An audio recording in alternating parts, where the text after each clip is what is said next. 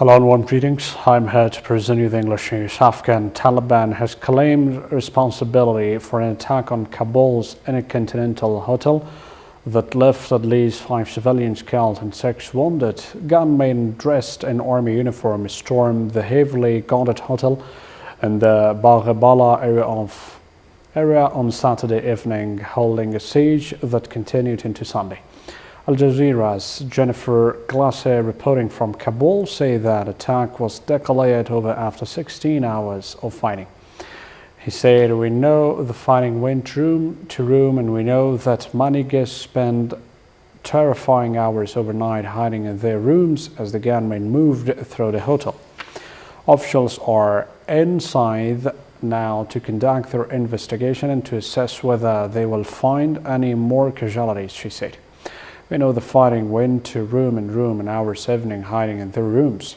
The Taliban group, which controls more than a third of the country, say there will be no peaceful solution unless international troops leave Afghanistan. Our 5 fighters, Bilal Ayubi, Khalil, Bashar and Abed, entered the building and conducted the operation that resulted in death of 10 foreigners and Afghan government officials, Taliban spokesperson Zabihullah Mujahid told Al Jazeera.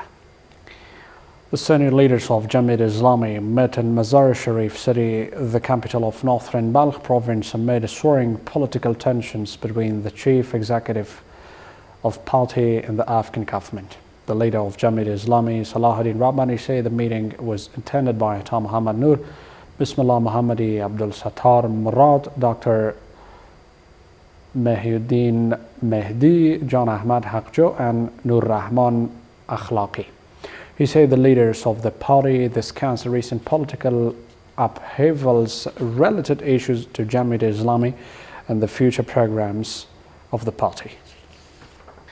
Turkish ground troops have crossed into northern Syria as part of Ankara's campaign to rid the border area of Kurdish fighters, Turkey's PM says.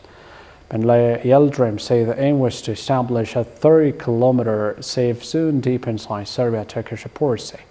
Turkey launched its operation against Kurdish YPG militia in Afrin region with their strikes on Saturday. It risked increasing tensions with the US, which had supported the YPG in the fight against Islamic State.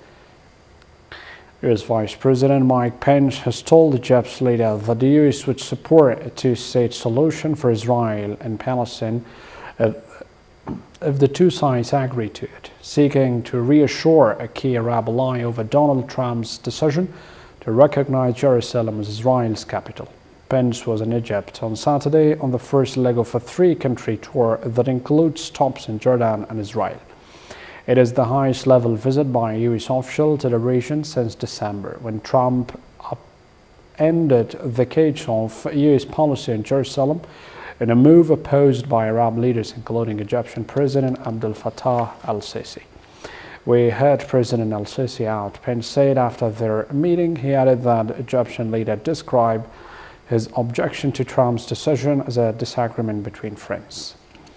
Thousands march across US to protest Donald Trump promote women's rights. Thousands of protesters took to the streets and landmarks in major cities across the US, including its capital of Washington, D.C., to rally against US President Donald Trump and show support for women's rights, calling on citizens to get engaged on issues such as racial equality, sexual abuse, gun violence, and immigrant protections.